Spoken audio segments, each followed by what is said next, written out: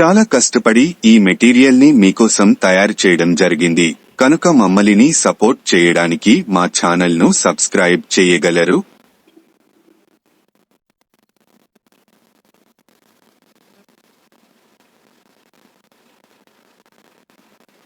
ఏడవ తరగతి సాంఘిక శాస్త్రం. 1. వివిధ రకాల పటాలను అర్థం చేసుకోవడం. Part 1 text book page number 212. Karnataka పశ్చిమ కనుమల్లోని సతత హరితారణ్యాలు కలవు. దక్షిణ అమెరికా బ్రెజిల్ దేశంలోని కొకనా బీచ్ కలదు. ఆఫ్రికా ఖండం లిబియా దేశంలోని సహారా ఎడారిలోని ఓయాసిస్ కలదు. అంటార్కిటికా మంచుతో కప్పి ఉన్న ఖండం. మెహర్ హైదరాబాదు నుండి భోపాల్ వెళ్లాడు. అతడు ఏ దిక్కుకు ప్రయాణం చేశాడు? సమాధానం: మెహర్ ఉత్తర దిక్కుకు ప్రయాణం చేశాడు. అశోక్ లక్నో నుండి చెన్నై వెళ్లాడు. ఆయన ఏ దిక్కుకు వెళ్లాడు? సమాధానం: అశోక్ దక్షిణం దిక్కుకు వెళ్లాడు. రెజీనా ముంబై నుండి భువనేశ్వర్ వెళ్ళింది అంటే రెజీనా తూర్పు దిక్కుకు వెళ్ళింది. వెపచ్ కోహిమా నుండి డిస్పూర్ వెళ్లాడు. అతను ఏ దిక్కుకు ప్రయాణించాడు? సమాధానం: వేపచు పడమర దిశకు ప్రయాణించాడు. కాంటూరు లేదా సమతల రేఖలు సమానమైన ఎత్తుగల ప్రాంతాలను కలుపుతూ గీసే రేఖనే కాంటూరు లేదా సమతల రేఖ అంటారు. నింపూరు గ్రామ పటంలో ఆ గ్రామం గుండా పోతున్న ఒక గీతను గమనించే ఉంటారు. అది 50 మీటర్ల కాంటూరు రేఖ. ఆ గీత మీద అన్ని ప్రదేశాలు 50 మీటర్ల ఎత్తులోనే ఉంటాయి. ఈ కాంటూరు రేఖలు వంకర టింకరగా ఉండవచ్చు. ఇవి ఒకదాన్ని ఒకటి ఖండించుకోవు. 2 కాంటూరు రేఖల మధ్య దూరం ఆ భూమి స్వరూపంపై ఆధారపడి ఉంటుంది. భూమివాలు ఎత్తుగా ఉంటే కంటూర్ రేఖలు ఒకదానికొకటి దగ్గరగా ఉంటాయి. భూమివాలు తీవ్రంగా లేకుండా తక్కువ వాలు ఉంటే కాంటూరు ఒకదానికొకటి దూరంగా ఉంటాయి. ఈ పటాలు భూమి ఉపరితల స్వభావాలను తెలుసుకోవడానికి ఉపయోగపడతాయి. పర్వతాలు, లోయలు ఎక్కడ ఉన్నాయో తెలుసుకోవచ్చు. రోడ్లు వేసేటప్పుడు, ఆనకట్టలు కట్టేటప్పుడు ఎత్తులను తెలిపే ఈ పటాలు బాగా ఉపయోగపడతాయి. హెచ్చు తగ్గులున్న ప్రాంతంలోని 2 ప్రదేశాల మధ్య రోడ్లను నిర్మించేటప్పుడు ఏ మార్గాన రోడ్డు వేయాలో నిర్ణయించడానికి పటాలు ఉపయోగపడతాయి. అలాగే ఆనకట్టలు కట్టేటప్పుడు ఎంత ప్రదేశం నీటిలో మునుగుతుందో లెక్కవేయడానికి కూడా ఇవి ఉపయోగపడతాయి. సముద్ర మట్టం. సముద్ర ఉపరితలంపైన పెద్ద, చిన్న అలలు నిరంతరం వస్తుంటాయి. అవి ఎప్పటికీ స్థిరంగా ఉండవు. ఈ ప్రక్రియ వల్ల సముద్రం ఎత్తు నిరంతరం పెరుగుతూ, తగ్గుతూ ఉంటుంది. మరి ఈ ఎత్తులలో ఏ ఎత్తును మనం సముద్రపు నీటిమట్టం లేదా 0 మీటరు ఎత్తుగా గుర్తించాలి? ఈ సమస్యకు పరిష్కారంగా సముద్రపు ఎత్తును వివిధ సమయాల్లో కొలిచి వాటి సగటు ఆధారంగా సముద్రమట్టాన్ని లెక్కగట్టారు. శాస్త్రవేత్తలు అనేక సంవత్సరాల పాటు ఈ సగటు అలల ఎత్తులను పరిశీలించి లెక్కించి వారొక అవగాహనకు వచ్చి సగటు సముద్రమట్టాన్ని మీన్ సీ లెవెల్ నిర్ధారించారు. రంగుల ద్వారా వివిధ ప్రాంతాలను, రకరకాల భూస్వరూపాలను, వాటి ఎత్తులను తెలిపే పటాలు భౌతిక పటాలు అంటారు. సమానమైన ఎత్తుగల ప్రాంతాలను కలుపుతూ గీసే రేఖలను కాంటూర్ రేఖలు అంటారు. హెచ్చుతగ్గులున్న ప్రాంతంలో 2 ప్రదేశాల మధ్య రోడ్లను నిర్మించేటప్పుడు వినియోగించే పటాలు కాంటూరు పటాలు. ప్రపంచంలో అన్ని సముద్రాల సముద్రం మట్టం దాదాపు సమానంగా ఉండడానికి గల కారణం సముద్రాలన్నీ ఒకదానితో ఒకటి కలిసి సముద్ర మట్టంకి సంబంధించి సముద్రపు అలలు స్థిరంగా ఉంటాయి. ఎన్ఎస్ఎల్ అంటే మీన్ సీ లెవెల్. కోకోనా బీచ్ బ్రెజిల్ దేశంలో ఉంది. ఊళ్లను, రాజధానులను బిందువులతో చూపుతాం, సరిహద్దులను, నదులను రేఖలతో చూపుతాం. రైలు మార్గాన్ని చూపడానికి ట్రాక్ గుర్తు చూపుతాం. సమతల రేఖలకు సంబంధించి భూస్వరూపాన్ని బట్టి ఇవి వంకర 2 కాంటూర్ రేఖల మధ్య దూరం భూస్వరూపాలపై ఆధారపడి భూమి వాలు తక్కువగా ఉంటే రేఖలు దూరంగా ఉంటాయి. వర్షం నదులు. Part 1 text book page number 14-42. భూమి ఉపరితలంలో 71% పైగా నీరు ఆవరించి ఉంది. వేసవికాలమైన ఏప్రిల్, మే, జూన్ల తర్వాత వర్షాకాలం వస్తుంది. బట్టలోని నీరు, పళ్ళెంలోని నీరు ఆవిరే గాలిలో కలిసిపోతుంది. ఈ విధానాన్నే బాష్పీభవనం ఆవిరవడం అంటే నీటిని వేడి చేయకపోయినా ఆవిరైపోతుంది. మేఘాలు ఏర్పడటం, వర్షం కురియటం.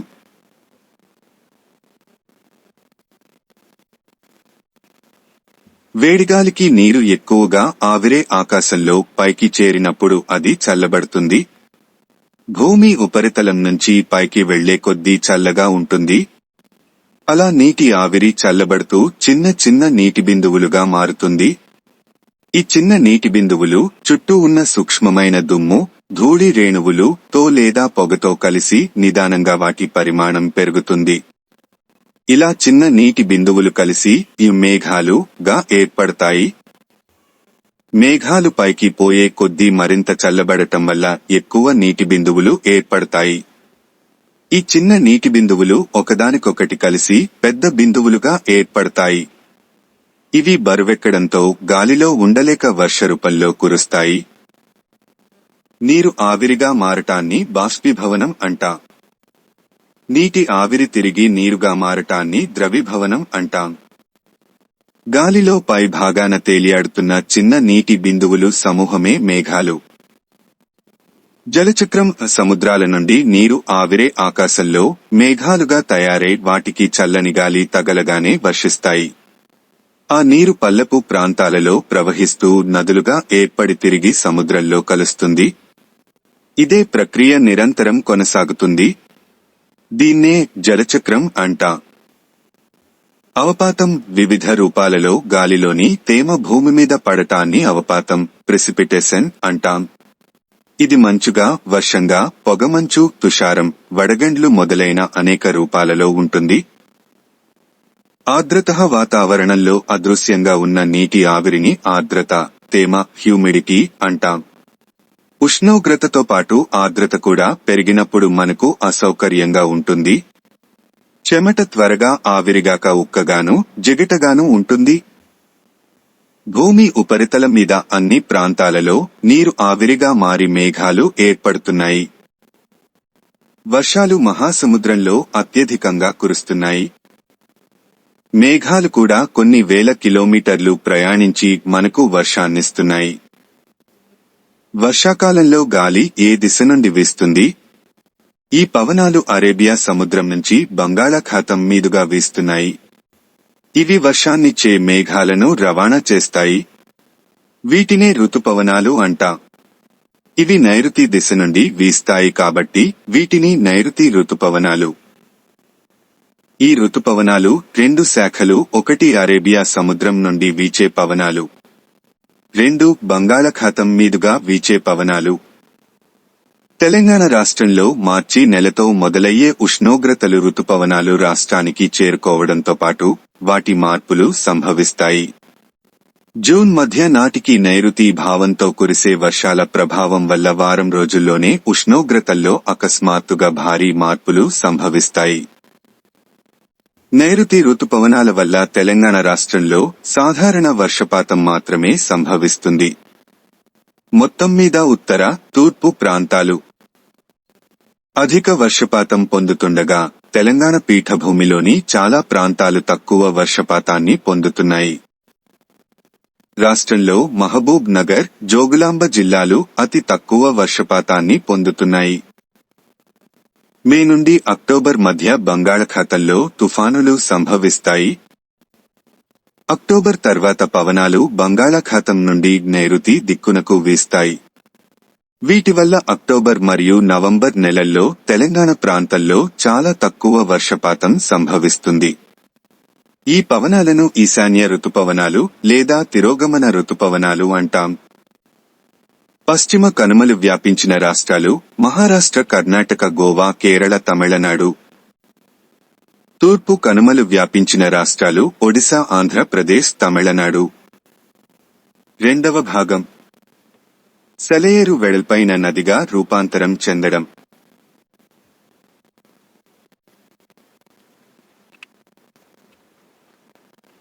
చిన్న సెలయేర్లు వాగులు ప్రవహించి పెద్ద నదుల్లో కలుస్తాయి. ఇలా నదుల్లో కలిసే సెలయేర్లను లేదా చిన్న వాగులను ఉపనదులు అంటాం. ఇలా ప్రధాన నదులలో నీరు పెరుగుతుంది. నది పెద్దదిగాను వెడల్పుగాను విశాలంగా ఏర్పడుతుంది. నది పెద్దదిగా విశాలంగా ఏర్పడిన తర్వాత నీటి ప్రవాహం నెమ్మదిగా సాగుతుంది. కొట్టుకుని వచ్చిన చెత్త, ఒండ్రుమట్టి మొదలైనవి నది అడుగు భాగానికి, అంచులకు చేరుతుంది. ఇది మైదానాలు ఏర్పడడానికి కారణమవుతుంది. సముద్రానికి చేరువగా సమీపిస్తున్నప్పుడు నది మరింత నెమ్మదిగా ప్రవహిస్తూ ఇసుకను, ఒండ్రు మట్టిని తనతో తీసుకుపోలేదు. ఇవన్నీ ఆ ప్రాంతంలో మేటవేస్తాయి. అయితే వరదలు వచ్చినప్పుడు నది కొత్త మార్గాల్ని ఏర్పరుచుకుని సముద్రంలో కలుస్తుంది. ఈ రకంగా నదులు సముద్రంలో కలిసే చోట డెల్టాలు ఏర్పడతాయి. తూర్పు కోస్తాలో 2 విశాలమైన డెల్టాలు గోదావరి, కృష్ణ నదులకు ఉన్నాయి. కృష్ణా, గోదావరి నదులు సంవత్సరమంతా నీటిని కలిగి ఉంటాయి. వర్షాకాలంలో మాత్రమే ప్రవహించే చాలా చిన్న నదులు కూడా ఉన్నాయి. కృష్ణా, గోదావరి నదులు పుట్టే పడమర కనుమలు అధిక వర్షాలు పొందుతున్నాయి. వర్షపు నీరు నెమ్మదిగా భూమిలోకి ఇంకి అది సంవత్సరమంతా నదుల్లోకి ప్రవహిస్తుంది. దిండి, మంజీరా, మూసి వంటి నదులు వర్షాభావ పరిస్థితులు ఉండే ప్రాంతాలలో ప్రారంభమవుతాయి. తూర్పు కనుమలలో సాధారణ వర్షపాతం ఉంటుంది. అందుకే తూర్పు కనుమలలో పుట్టే నదులు వర్షాకాలం అయిపోవటంతో ఎండిపోతాయి. ఏ నదిలోనూ సంవత్సరం పొడుగునా ఒకే విధమైన నీటి ప్రవాహం ఉండదు. వర్షాకాలంలో నది నిండుగా ప్రవహిస్తే ఎండాకాలంలో నీరు తగ్గుతుంది. నది మొత్తం చాలా వెడల్పుగా, ఎత్తైన ఒడ్లతో ఉంటుంది. దీని లోపల ఇసుక రాళ్లతో నిండి ఉంటుంది.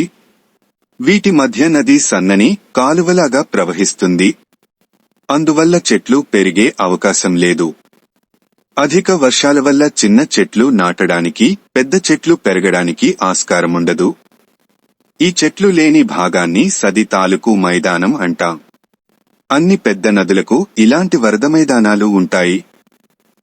పరివాహక ప్రాంతంలో మొక్కలను పెంచడం వల్ల వర్షపు నీటి ప్రవాహాన్ని, వేగాన్ని తగ్గించగలం. ప్రవాహవేగాన్ని తగ్గిస్తే నీరు భూమిలోకి ఇంకడానికి అవకాశముంటుంది.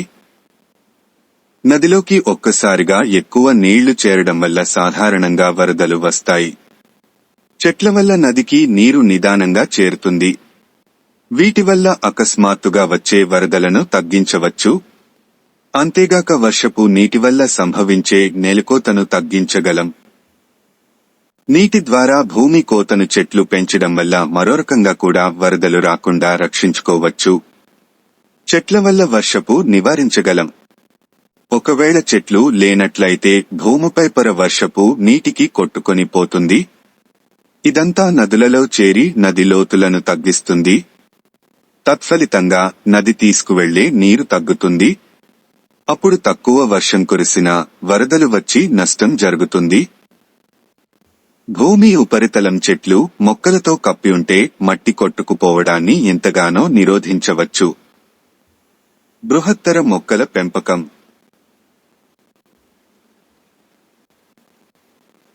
ఈ అంశమే ప్రధాన కారకంగా అధిక శాతం ప్రభుత్వాలు పచ్చదనం పేరుతో అటవీ విస్తీర్ణాన్ని పెంచే కార్యక్రమాలను ప్రారంభించాయి. తెలంగాణ రాష్ట్రం చెట్లు పెంపకం అనే భారీ కార్యక్రమంలో ముందంజల్లో ఉంది. రాష్ట్రవ్యాప్తంగా 230 కోట్ల మొక్కల పెంపకాన్ని రాష్ట్ర ప్రభుత్వం అమలు చేస్తోంది. ప్రతి గ్రామంలో 40,000 మొక్కలను, ప్రతి అసెంబ్లీ నియోజకవర్గంలో 40 లక్షల మొక్కలను ప్రతి సంవత్సరం పెంచాలని లక్ష్యంగా పెట్టుకుంది. ప్రజాప్రతినిధులందరూ, అధికారులు, గ్రామస్తులు మరియు అన్ని వర్గాల ప్రజలు అన్ని రోడ్లకు ఇరువైపులా చెట్లు లేని కొండ ప్రాంతాల్లో, చెరువు కట్టలపై, ప్రజల ఆవాస ప్రాంతాల్లో చెట్ల పెంపకం ద్వారా ఈ కార్యక్రమాన్ని విజయవంతం చేయటానికి ప్రయత్నిస్తున్నారు. భూమికోతను అరికట్టడం. అటవీ విస్తీర్ణం వరదలు మరియు నేల కోతను నియంత్రిస్తుంది. నేలను తమతో పట్టియుంచే సామర్థ్యంతో ఉన్న చెట్ల వేర్లు నేలకోతను తగ్గించడమే కాకుండా ఉపరితల నీటి ప్రవాహాన్ని తగ్గించి ఇది వరదలు రాకుండా చేస్తుంది. రోడ్ల నిర్మాణానికే 50 ఏళ్లకు పైబడి వయసున్న పెద్ద చెట్లు కూడా నరికివేయబడుతున్నాయి. అందువల్ల చెట్ల పెంపకం తప్పనిసరి అయింది. ఈ కార్యక్రమాన్ని సమర్థవంతంగా అమలు చేయడం కోసం, మొక్కల సంరక్షణ చేసి వాటిని కాపాడటం కోసం, కార్యక్రమాన్ని పర్యవేక్షించడం కోసం గ్రామస్థాయి హరిత రక్షక కమిటీలు సర్పంచ్ అధ్యక్షతన ఏర్పడినవి. అదే విధంగా జిల్లా మరియు రాష్ట్ర స్థాయి కమిటీలు కూడా ఏర్పడ్డాయి. తుఫానులు, వరదల సమయాల్లో ఎదురయ్యే ఇబ్బందులు.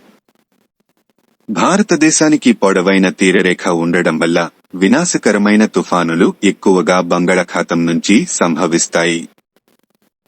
సముద్రం నుండి వీచే గాలులు కొన్ని సందర్భాలలో భూప్రాంతాలకు నష్టం చేస్తాయి. ఎత్తైన సముద్రపు అలలు సముద్రతీర ప్రాంతాలకు భారీ నష్టాన్ని కలిగిస్తాయి. ఈ పరిస్థితులు జూన్ నుంచి డిసెంబర్ నెలల సంభవిస్తాయి. తూర్పు కోస్తాలో భయంకర తుఫాను నవంబర్ 1977లో సంభవించినది. 100 గ్రామాలను సర్వనాశనం చేసి 9,941 మంది ప్రాణాలను తేలియాడుతున్నట్లు కనిపించింది. వరద తగ్గుముఖం పట్టిన తర్వాత తాగేనీటి తప్పనిసరి పరిస్థితుల్లో ఈ కలుషిత నీరు తాగడానికి పనికిరాకుండా పోతుంది. కానీ పేద ప్రజానికం శుద్ధి చేసిన మంచినీరు తాగే అవకాశం ఉంటుంది. కలరా, కామెర్లు వంటి అంటురోగాల బారిన పడతారు. అధిక వర్షాల వల్ల పాడైన రోడ్లను పునరుద్ధరించడం అంత తేలికైన పని కాదు. ఇటువంటి ప్రాంతాలలో ప్రజలు తమను తాము రక్షించుకోవడానికి సొంత వనరులపైనే ఆధారపడతారు. వైపరీత్యాల కోసం ప్రజలను ఏ విధంగా సంసిద్ధపరచాలి? తుఫానులు, వరదలు కాలానుగుణంగా సీజనల్ సంభవిస్తాయి. ఈ కాలంలో టీవీ, రేడియోలు మొదలైన ప్రసార మాధ్యమాల ద్వారా లేదా ఇంటింటికి తిరిగి చెప్పి ప్రజలను అప్రమత్తులను చేయాలి. ప్రతి ఇంట్లో అత్యవసర కిట్, ఎమర్జెన్సీ కిట్ సిద్ధంగా ఉండేటట్లు చూడాలి. ఈ కిట్లో కొన్ని ముఖ్యమైన కాగితాలు, ఆహార పదార్థాలు, డబ్బు, అత్యవసర సమయంలో సంప్రదించడానికి ఉపయోగపడే ఫోన్ నెంబర్లు ఉండాలి. తుఫాను సంభవిస్తే వెళ్లడానికి దగ్గరలోని పునరావాస కేంద్రం ఏదో ముందుగానే తెలుసుకోవాలి. అవసరమైతే ఇంటి గోడలు, పైకప్పు, తలుపులు, కిటికీలను దృఢంగా నిర్మించుకోవాలి. తుఫాను హెచ్చరిక తెలిసిన వెంటనే తడవని బ్యాగులో వాటర్ ప్రూఫ్ బాగ్, మంచినీరు, ఆహార పదార్థాలు సిద్ధం చేసుకోవాలి. హెచ్చరికలు విన్న తర్వాత బయటకు, ముఖ్యంగా సముద్రతీర ప్రాంతాలకు వెళ్లకూడదు. డయేరియా ప్రబలినప్పుడు టీ డికాషను, రోటీ, గంజి, లేత కొబ్బరి నీరు మొదలైనవి తీసుకోవడం మంచిది. నీటిని శుద్ధి చేయడానికి హాలోజన్ బిళ్లలు, హాలోజన్ టాబ్లెట్స్ ఉపయోగించాలి. నైరుతి రుతుపవనాలు వేసవికాలంలో ప్రారంభం అవుతాయి. వర్షాభావ పరిస్థితులు ఉండే ప్రాంతంలో ప్రారంభమయ్యే నదులు మంజీరా, మూసీ, దిండి. తూర్పు కనుమలలో వర్షపాతం సాధారణంగా ఉంటుంది. అరేబియా నుండి బంగాళాఖాతం మీదుగా వీచే పవనాలు నైరుతి రుతుపవనాలు. మే నుండి అక్టోబరు మధ్య బంగాళాఖాతంలో తుఫానులు సంభవిస్తాయి. ఈ తుఫానుల వల్ల తెలంగాణ రాష్ట్రానికి వర్షాలు రావచ్చు లేదా రాకపోవచ్చు. అది ఆ తుఫాన్లు తీరం దాటాక వెళ్లే దిశ, వాటి విస్తృతిని బట్టి ఉంటుంది. తెలంగాణ రాష్ట్రంలో అత్యధిక జిల్లాలు, అధిక వర్షపాతం, తీర మైదానాలు క్రిందకు వస్తాయి. బాష్పీభవనం ఉష్ణాన్ని గ్రహిస్తుంది. ద్రవీభవనం ఉష్ణాన్ని విడుదల చేస్తుంది. అర్ధత వాతావరణంలో అదృశ్యంగా ఉన్న నీటి శాతం. నైరుతి రుతుపవనాలు వేసవికాలంలో మాత్రమే వీస్తాయి. ఈశాన్య రుతుపవనాలను తిరోగమన రుతుపవనాలు. వేసవికాలం వాతావరణంలో ఆర్ద్రత అధికంగా ఉంటుంది. వేసవికాలంలో బాష్పీభవనం ఎక్కువ. నీటి ఆవిరి నీరుగా మారటం ద్రవీభవనం. మేఘాలు చిన్న నీటి బిందువులు కలిసి ఏర్పడతాయి. మేఘాలు పైకి పోయే కొలది చల్లబడతాయి. మేఘాలలో దుమ్ము ధూళి కూడా ఉంటాయి. తుఫానులు మే-అక్టోబర్ నెలలో సంభవిస్తాయి. కొన్నిసార్లు రుతుపవనాలు తుఫాన్లు కలిపి ఈ ప్రాంతానికి విస్తృతమైన వర్షాన్ని అందిస్తాయి. తుఫానుల వల్ల పంట నష్టం కలుగుతుంది. నది సముద్రానికి సమీపిస్తున్నప్పుడు ఆ నీటి వేగం తగ్గుతుంది. గాలిలోని తేమ వివిధ రూపాలలో భూమికి చేరుటను అవపాతం అంటారు.